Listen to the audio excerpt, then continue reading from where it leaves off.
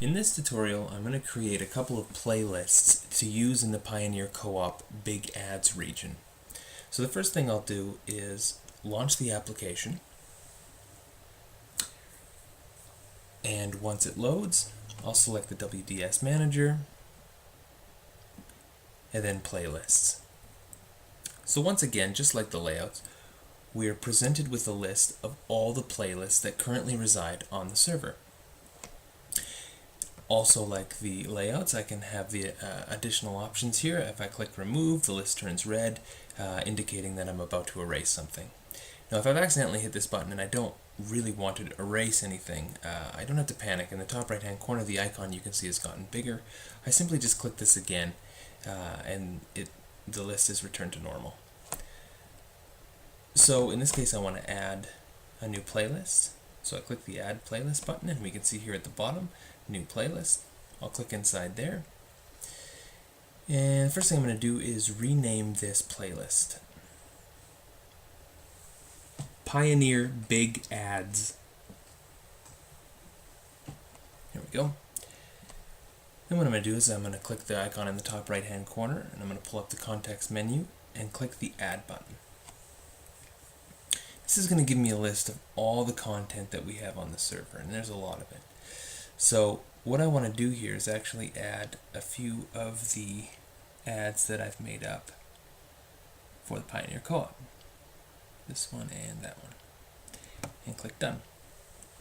So now these 4 ads have been added to the playlist.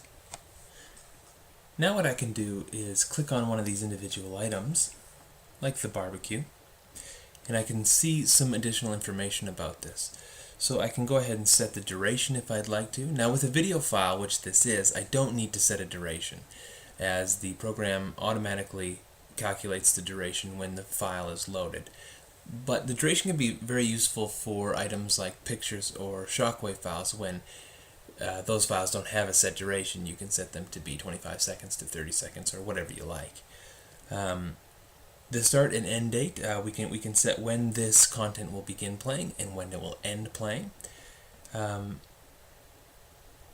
Like so, we've got March 24th currently right now, so I'm going to set that to April 24th.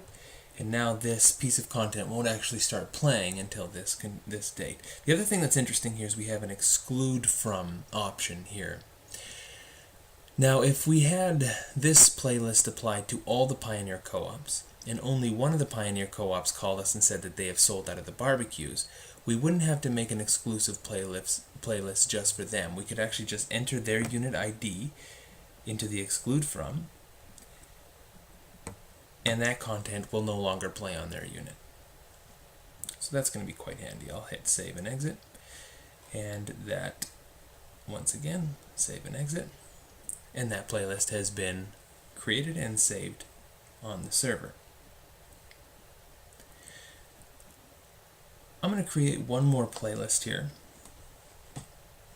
and this is going to be another playlist for the big region. Pioneer Big Weekly. There we go. I'm going to add some content. These are the weekly ads. So now we have 4 weekly ads that we want to play in the same region. And I'm going to go ahead and save that playlist. And we can see it at the bottom. So in the next tutorial, I want to go into scheduling, which is probably the most complicated part of this whole process. It's really what ties everything in together. And we're going to use these 2 playlists along with the layout that we created in the last tutorial, and we're going to bring it all together and finally apply it to the unit.